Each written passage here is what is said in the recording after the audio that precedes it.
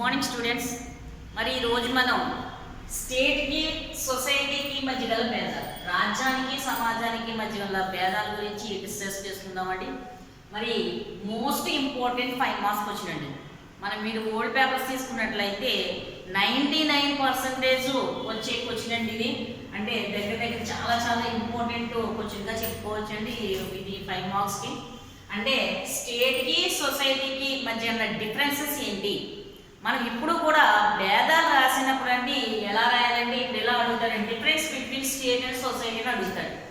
మనం ఒక సైడ్ని స్టేట్ రాసుకోవాలండి, ఇలా ఒక సైడ్ ఏమో సొసైటీ అని రాసుకోవాలి.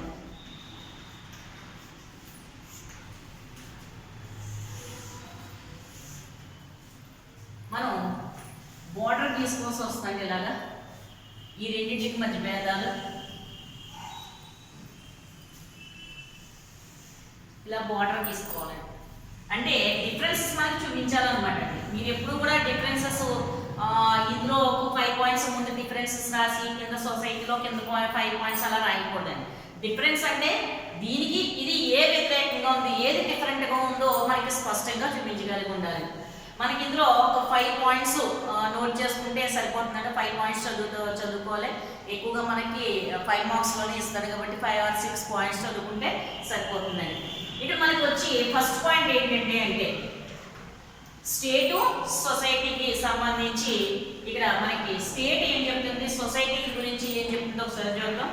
State is a political organisation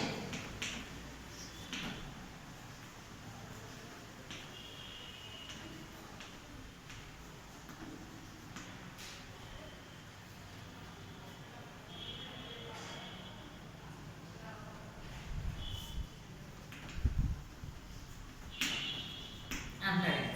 ఇక్కడ మనకి స్టేట్ అనేది ఏంటంటే పొలిటికల్ ఆర్గనైజేషన్, అంటే రాజకీయ సంస్థ అంటాడు. ఆర్గనైజేషన్ అంటే ఏంటి, ఒక రాజకీయ పరమైన సంస్థలు అండి. ఏంటంటే స్టేట్ రాజ్యం అనేది రాజకీయ సంస్థ అంటున్నాడండి.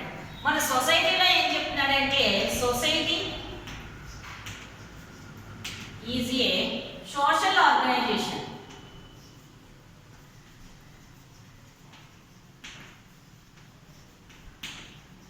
ఇది సాంఘిక లేదా సామాజిక సంస్థ అంటున్నాడండి.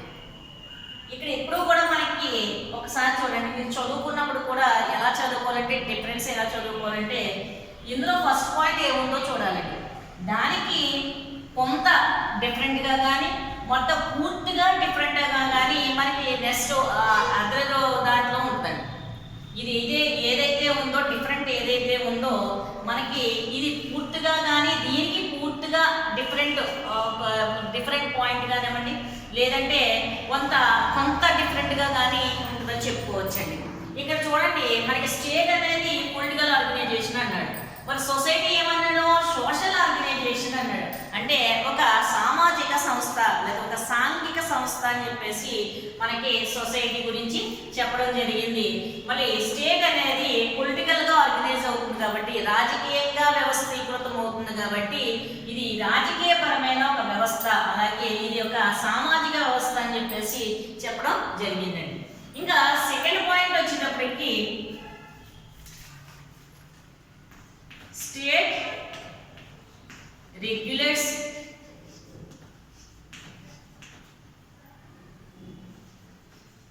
only the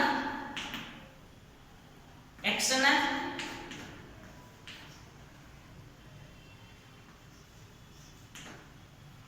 relation of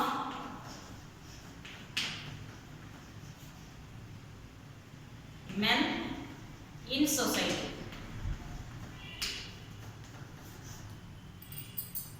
ఇక్కడ చూడండి స్టేట్ అనేది ఏం రెగ్యులేట్ చేస్తుందంట, external relation of men in society.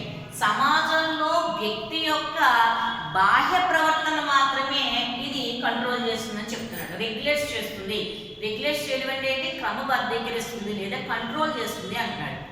అలాగే మన నెక్స్ట్ ఇందులో ఏం చెప్తాను అప్పుడు మీకు ఎగ్జాంపుల్ చెప్తానండి. సెకండ్ పాయింట్ ఏం చెప్తున్నాడంటే society controls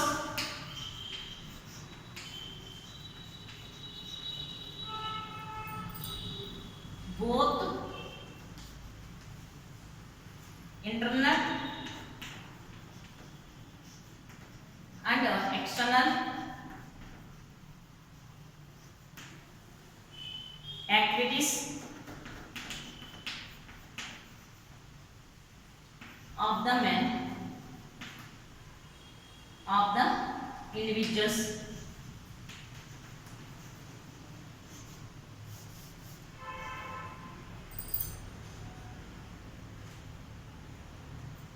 of the individuals. మరి society regulates all forms of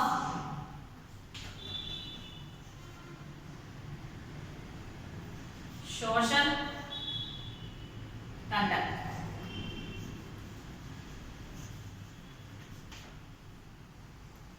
ఇప్పుడు దీనికి ఈ రెండింటి మధ్య డిఫరెన్స్ గురించి చూద్దాం. చూడండి, స్టేట్ అనేది ఎక్స్టర్నల్ రిలేషన్ మాత్రమే రెగ్యులేట్ చేస్తుంది. ఎక్స్టర్నల్ అంటే బాహ్యపరమైన అని అర్థం.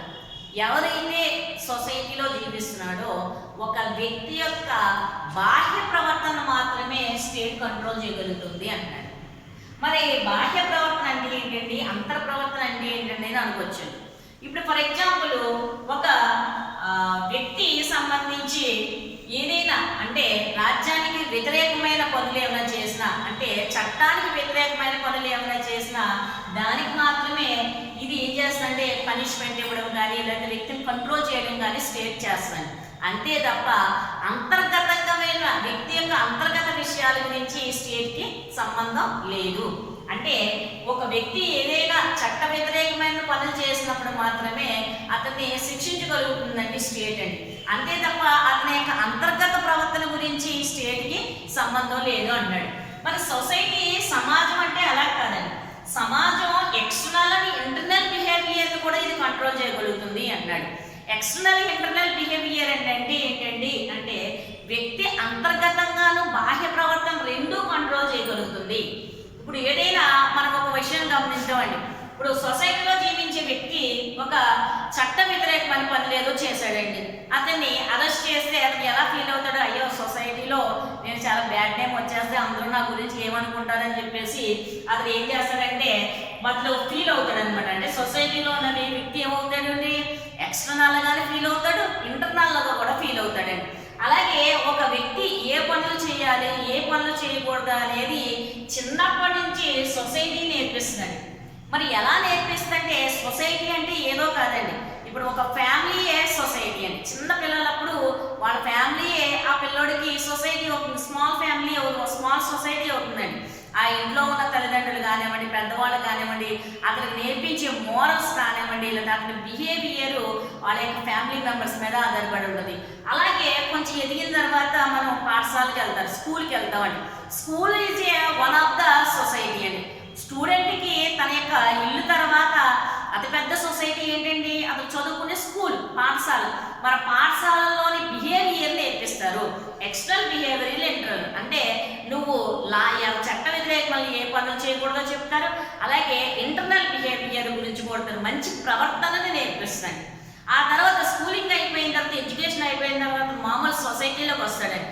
సొసైటీ కూడా అతనికి ఏం చేస్తుందంటే అతనికి ఇండివిజువల్స్ని రెగ్యులేట్ చేస్తుంది. అంటే అతను వ్యక్తిగతంగా బాహ్యంగా కానీ అంతర్గతంగా కానీ అతడు ఏ తప్పు చేయకుండా ఏం చేస్తుంది సొసైటీ అనేది అతనికి మంచి బుద్ధులు నేర్పిస్తుందని చెప్పొచ్చండి. ఇప్పుడు మనం సొసైటీలో జీవించే వాళ్ళు ఏం చేస్తారంటే అందరూ మంచి వాళ్ళు ఉంటారు. కొంతమంది మనం ఇంటర్నల్గా కొంతమంది భయపడితే ఎక్స్టర్నల్గా కొంతమంది భయపడతారు. ఎక్స్టర్నల్గా ఏదైనా శిక్ష పడుతుందేమో అని భయపడొచ్చాను. కానీ ఇక్కడ ఇంటర్నల్గా కూడా భయపడతారు కదండి. అంటే అంతర్గతంగా కూడా అయ్యో మనం ఈ పని చేయకూడదు అని మన మనస్సాక్షి. దీని గురించి రకరకాల సంస్థలు కూడా పనిచేస్తూ ఉంటాయండి. ఇప్పుడు మన మనస్సాక్షి అంతర్గతం అంటే ఏంటండి, మన మనస్సాక్షి ప్రకారంగా మనం తప్పు చేయకూడదు అని మన మనసులో అనుకోవడం అది ఇంటర్నల్ అండి. ఇలా మన ఇంటర్నల్ని అలాగే ఎక్స్టర్నల్ని రెండింటిని కూడా ఇది రెగ్యులేట్ చేస్తుంది సొసైటీ. అందుకే ఏమంటాడంటే society controls both internal and external activities of the individuals. అలాగే society regulate all forms of social conduct. అది యొక్క సామాజిక పరమైన కండక్ట్ గురించి, అతని యొక్క వ్యక్తిగతం గురించి, అలాగే సామాజిక జీవనం గురించి కూడా ఇది ఏం చేస్తుందంటే దీన్ని కంట్రోల్ చేస్తుంది సొసైటీ అని చెప్పుకోవచ్చండి. ఇక్కడ మనకి స్టేట్ అనేది ఒక మెన్ యొక్క ఎక్స్టర్నల్ రిలేషన్స్ మాత్రమే రెగ్యులేట్ చేస్తే ఇక్కడ both external and internal activities ను కూడా ఇది రెగ్యులేట్ చేస్తుందని మనం సొసైటీ చెప్పుకోవచ్చు. నెక్స్ట్ 4th పాయింట్ వచ్చినట్లయితే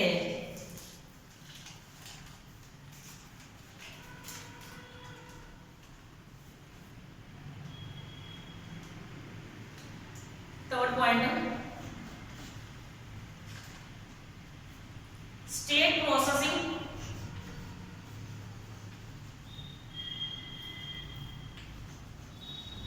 process the power of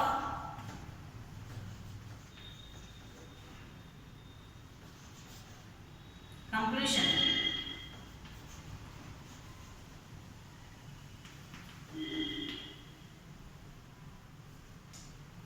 Disobedience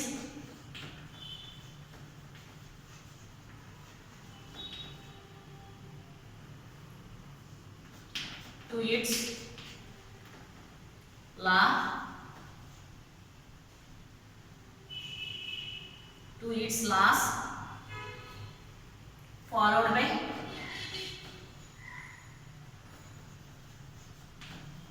punishment.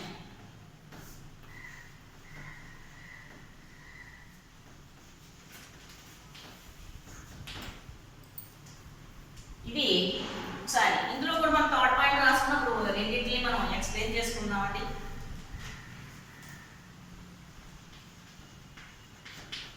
Society does not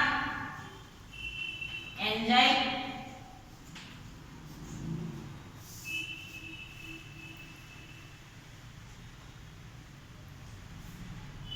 the power of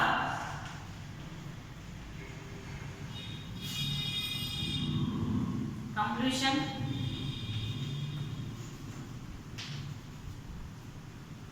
disobedience,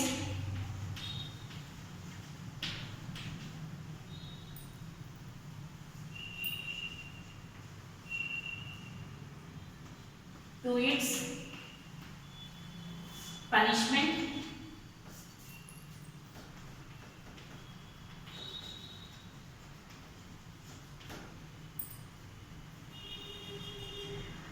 is it not followed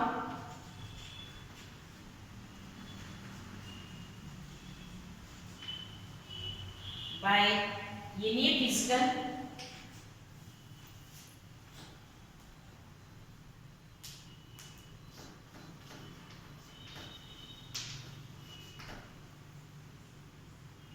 punishment.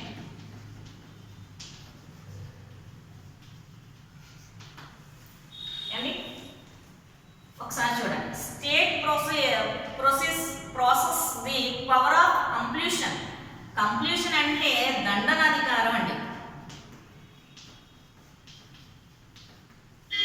Disobedience it is laws followed by punishment. ఇక్కడ మనకి రాజ్యం ఏదైనా ఎవరైనా లాస్ ఫాలో అవ్వకపోతే, laws ని disobey చేస్తే కనుక దానికి దండనాధికారం ఉంది రాజ్యానికి. అంటే ఎవరైనా చట్టానికి వ్యతిరేక పనులు ఎవరైనా చేస్తే, లాస్ ని డిసోబే చేయడం అంటే ఏంటండి, చట్టానికి వ్యతిరేకమైన పనులు ఏమైనా చేస్తే వాటికి పనిష్మెంట్ విధించే అధికారం స్టేట్ ఉంది. అంతే కదండి, ఎవరైనా చట్ట వ్యతిరేక పనులు ఎవరినైనా చూడండి, చంపిన, దొంగతనం చేసిన, క్రిమినల్, సివిల్ కేసెస్ ఇలాంటివి ఏదైనా ఉన్నా సరే ఏమవుతుందండి, మనకి కోర్టు వాళ్ళకి శిక్ష విధించడం జరుగుతుందండి. అంటే పనిష్మెంట్ ఇవ్వడం జరుగుతుంది. అది ఎవరు చేస్తారండి, స్టేట్ మాత్రమే చేయగలదు. అంటే ఎవరైతే లాకి డిసోబే చేస్తారో వాళ్ళకి దండనాధికారం విధించే అధికారం స్టేట్ మాత్రమే ఉందని చెప్తుంది ఇక్కడ. మరి సొసైటీ ఏం చేస్తుందంటే, society does not enjoy the power of completion. దీనికి దండనాధికారం లేదండి. సొసైటీ ఎంతసేపు ఒరే బాబు మంచిగా ఉండు, మంచిగా చేయని మాత్రమే చెప్పుద్ది తప్ప నువ్వు అలా చేయకపోతే నేను శిక్షిస్తానని అధికారం లేదండి. చూడండి, మనకు పూర్వం ఎలా ఉండేదంటే, మనకి ఒక రావి చెట్టు దగ్గర ఒక బల మీద కూర్చుని పెద్ద మనుషులు ఏం చేసేవారంటే వాళ్ళకి తీర్పించి శిక్షలు విధిస్తూ ఉండేవారండి పూర్వం. కానీ ఇప్పుడు ఆ ప్రొసీజర్ ఉందండి, లేదు. అలా శిక్షించే అధికారం ఎవరికే లేదు, ఒక స్టేట్ మాత్రమే ఉంది. అలాగా అంటే ప్రభుత్వానికి ఎవరైతే న్యాయ వ్యవస్థ ఉందో ఆ న్యాయ వ్యవస్థకు మాత్రమే ఇక ఇక్కడ మనకి శిక్షించే అధికారం ఉంది తప్ప సొసైటీకి ఒక వ్యక్తిని శిక్షించే అధికారం లేదు. అతను డిజోబే చేసినా లేదా లాస్ డిజోబే చేసినా, disobedience to his punishment it not followed by physical punishment. అతనికి ఫిజికల్ పనిష్మెంట్ ఇవ్వడానికి ఏ సొసైటీకి కూడా దీనికి అధికారం లేదని చెప్తున్నాడండి. అంటే ఎవరో కూడా ఫిజికల్ పనిష్మెంట్ అనేది ఇవ్వకూడదు, అది చాలా నేరం. అతనికి ఫిజికల్ పనిష్మెంట్ ఇవ్వడం అనేది చేయకూడదు. అది ఎవరికి మాత్రమే ఇవ్వాలి? స్టేట్కి సంబంధించిన జ్యుడిషియరీ మాత్రమే మనకి పనిష్మెంట్ అనేది ఇవ్వడం అనేది జరుగుతుంది. ఇది మనకి స్టేట్కి సొసైటీకి ఉన్న భేదం అండి. ఇక్కడ మనకి స్టేట్కి కంప్లీషన్ అనే అధికారం ఉంది, దండనాధికారం ఉంది, కానీ సొసైటీకి అటువంటి పవర్స్ ఏమీ లేదు. ఏ వ్యక్తికి కూడా మనకి ఫిజికల్ పనిష్మెంట్ అనేది ఇవ్వడానికి సొసైటీకి అధికారం లేదని చెప్పేసి చెప్తున్నాడండి. నెక్స్ట్ మనం 4th పాయింట్ నోట్ చేసుకుందాం.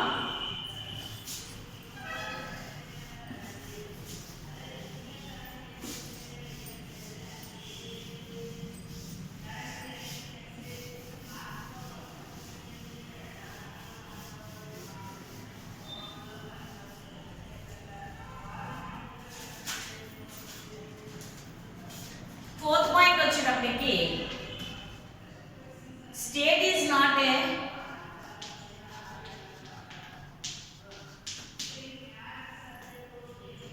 natural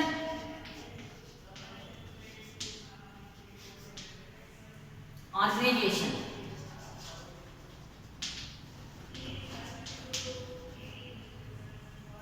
It is a artificial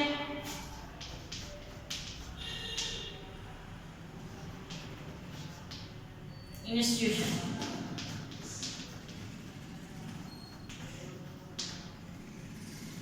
Its membership is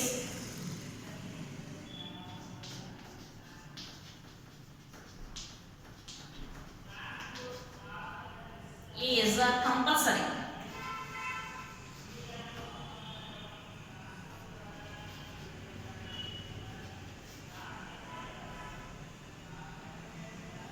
For individual.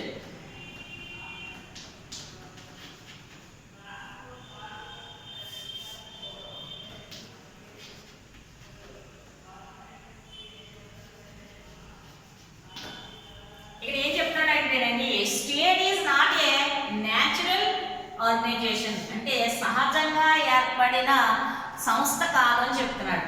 మరి ఇది ఈజ్ ఏ ఆర్టిఫిషియల్ ఇన్స్టిట్యూషన్, అంటే ఇది కృత్రిమంగా ఏర్పడింది అని చెప్తున్నాడు. అలాగే ఈ membership is a compulsory for individual. మరి దీంట్లో మెంబర్షిప్ అనేది ప్రతి ఒక్కరికి కూడా కంపల్సరీ.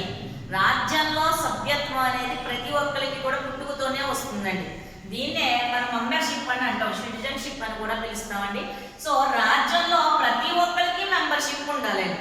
అలాగే రాజ్యం అనేది నేచురల్గా ఏర్పడిందా అంటే కాదండి, అది ఒక ఆర్టిఫిషియల్ అని చెప్పొచ్చు. ఆర్టిఫిషియల్, కృత్రిమంగా ఏర్పడిన ఒక వ్యవస్థగా మనకి చెప్పొచ్చు. ఆర్టిఫిషియల్ ఇన్స్టిట్యూషన్ అంటాడు. మరి సొసైటీలో ఏం చెప్తారో చూద్దాం. Society is A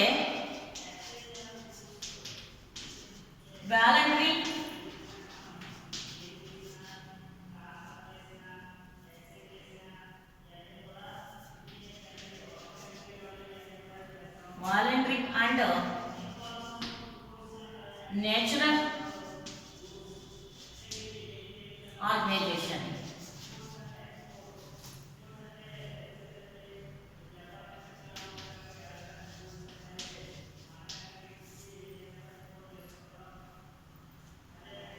Individuals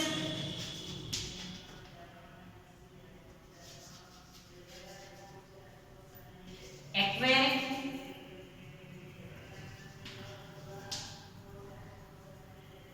its membership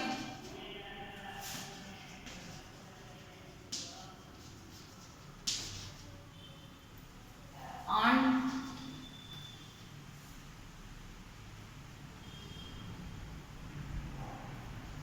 discretionary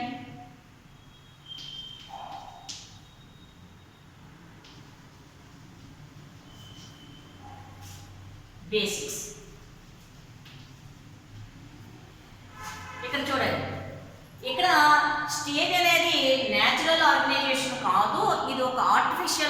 organisation అన్నాడండి. అలాగే ఇందులో మెంబర్షిప్ అనేది కంపల్సరీ, అంటే పుట్టుకతోనే మనకి ఇందులో మెంబర్షిప్ వచ్చేస్తుంది. అయితే society is a voluntary and natural organization. సమాజం సహజంగా ఏర్పడిందండి, అది కృత్రిమమైంది కాదు, సహజంగా మనకు దానంతట అదే ఏర్పడింది. అలాగే ఇండివిజువల్స్ ఎవరైతే ఉన్నారో వాళ్ళు మెంబర్షిప్ అనేది డిస్క్రిమినేషనరీ, అంటే విచక్షణ ఉంటేనే వీళ్ళకి విచక్షణ వదిలేసిందండి. ఇక్కడ మనకు సమాజం అనేది మెంబర్షిప్ కంపల్సరీ కాదండి. ఎవరైతే వాళ్ళ విచక్షణకి బేసిక్గా, అంటే డిస్క్రిమినేషనరీకి బేసిక్గా మనం మెంబర్షిప్ తీసుకుంటే ఉంటే ఉండొచ్చు, లేకపోతే లేదండి. ఇక్కడ ఇందులో అయితే మెంబర్షిప్ కంపల్సరీ, ఇందులో అయితే వాళ్ళ యొక్క విచక్షణకు ఆధారంగా తీసుకోవచ్చు. ఇది ఆర్టిఫిషియల్ ఆర్గనైజేషను, ఇది నేచురల్ ఆర్గనైజేషన్. ఇది డిఫరెన్స్ అంటే అనమాట. ఇందులో ఏదైతే చెప్పామో దానికి ఫైట్గా అదే సేమ్ పాయింట్ రాయాలండి. ఇక్కడ 4th పాయింట్ రాసినప్పుడు దీనికి ఎదురుగుండా మాత్రమే 4th పాయింట్ రాయాలండి. ఇక్కడ 4th పాయింట్ రాసి దీనికి ఇంకొక పాయింట్ దీని పక్కన రాయకూడదు అనమాట. అంటే సేమ్ ఒకే విధంగా ఆల్టర్నేట్గా ఉండాలి, ఒకదాని తర్వాత ఒకటి ఉండాలి రాసినప్పుడు అండి. Next 5th point,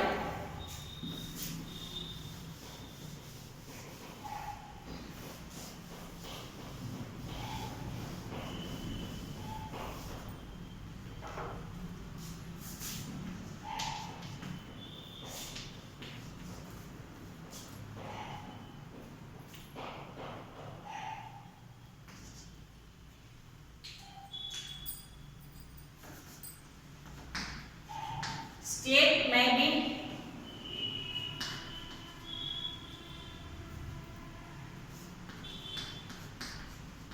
may not be permanent.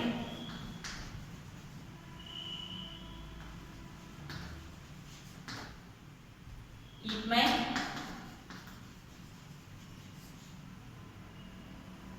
disappear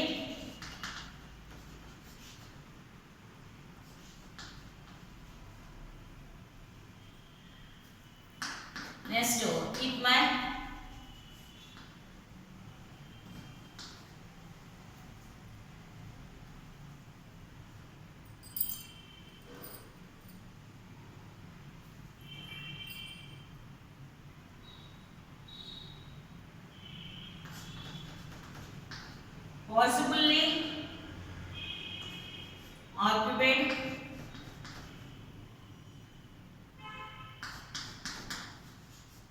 possibly occupied by another state.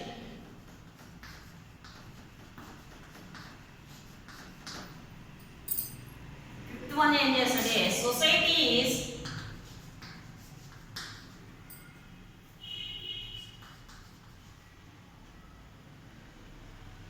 permanent,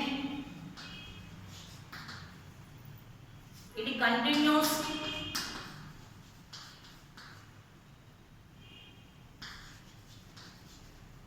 forever.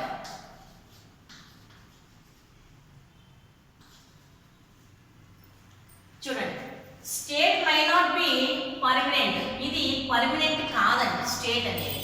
ఎందుకు పర్మనెంట్ కాదండి అంటే, మనకి ఏదైనా పక్క దేశం దీన్ని ఆక్రమించుకుంది అనుకోండి, ఆ స్టేట్ ఏమవుతుంది, పక్క దేశంలో అవుతుందండి. అంటే స్టేట్ అనేది ఎప్పుడు కూడా పర్మనెంట్గా ఉండదు. అదే చెప్తాడు, state may not be permanent, it may be disappear. అది ఒక అపియర్ అని ఉండదు, దాని యొక్క భౌతిక మనకి దాని యొక్క బౌండరీస్ ఉంటే దాన్ని ఎప్పుడో కూడా మార్చుకోవచ్చు. అలాగే ఇతర దేశం వాళ్ళు ఎవరైనా సరే దాన్ని అయితే అది వాళ్ళ దేశం కింద మార్చుకోవచ్చు, వాళ్ళ యొక్క భూభాగంలో కలిసిపోవచ్చు. కాబట్టి మనకి స్టేట్ అనేది ఎప్పుడు కూడా పర్మనెంట్ కాదు. It may possibly occupied by another state, ఇంకొక స్టేట్ ఏదైనా సరే దీన్ని ఆక్యుపైడ్ చేసే అవకాశం ఉంది. కాబట్టి ఇది మనకి పర్మనెంట్ కాదు అంటాడు. అయితే society is a permanent, society అనేది పర్మనెంట్ అంటే అది శాశ్వతమైన సంస్థ. ఇది కంటిన్యూస్ ఫర్ ఎవర్, అది ఎప్పుడు కూడా కంటిన్యూ అవుతూనే ఉంటుందండి. కాబట్టి సొసైటీ అనేది మనకి ఎప్పుడు కూడా పర్మనెంట్గా ఉంటుంది, స్టేట్ అనేది పర్మనెంట్గా ఉండదు అన్నాడు. అంటే సొసైటీ అనేది మనకి స్టేట్ కంటే చిన్నదిగా ఉండొచ్చు, పెద్దదిగా ఉండొచ్చు, మనం చెప్పలేమండి. సొసైటీ అనేది మనకు ఒక చోట ఉంటుందండి, లేకపోతే ఇంత పరిధిలో ఉంటుందని చెప్పలేము. అలానే సొసైటీ అనేది ముందు ఆవిర్భవించింది, సొసైటీ తర్వాత స్టేట్ ఆవిర్భవించింది. అది ఏది మనకి ఎల్డర్గా చెప్పుకోవచ్చు, సొసైటీని చెప్పుకోవచ్చు. తర్వాత వచ్చిందే స్టేట్ అనమాట. సో మీకు ఈజీగా ఏవైతే ఉన్నాయో ఈ 5 పాయింట్స్ కూడా మీకు ఈజీగా ఉన్న పాయింట్స్ని తీసుకొని మీకు ఇంట్రడ్యూస్ చేసామండి, ఎక్స్ప్లెయిన్ చేసామండి. చాలా చాలా మోస్ట్ ఇంపార్టెంట్ 5. మరి తెలుగు మీడియం ఫాలోవర్స్ ఎవరైనా ఉంటే కనుక వాళ్ళకి నేను సెపరేట్గా నోట్స్ తర్వాత నోట్స్ ఇవ్వడం జరుగుతుందండి. ఎక్స్ప్లెయిన్ చేశాను కాబట్టి మీరు నోట్స్ రాసుకున్నా కూడా okay. Thank you so much. మనం టుమారో మనకి స్టేట్కి అలాగే గవర్నమెంట్కి ఉన్న డిఫరెన్సెస్ ఏంటో చూద్దామండి. అంటే రాజ్యానికి ప్రభుత్వానికి మధ్య ఏవైతే భేదాలు ఉన్నాయో ఒకసారి వాటి గురించి డిస్కస్ చేద్దాం. అది కూడా చాలా చాలా ఇంపార్టెంట్ 5 మార్క్స్కి వచ్చినట్టు. Okay, thank you so much.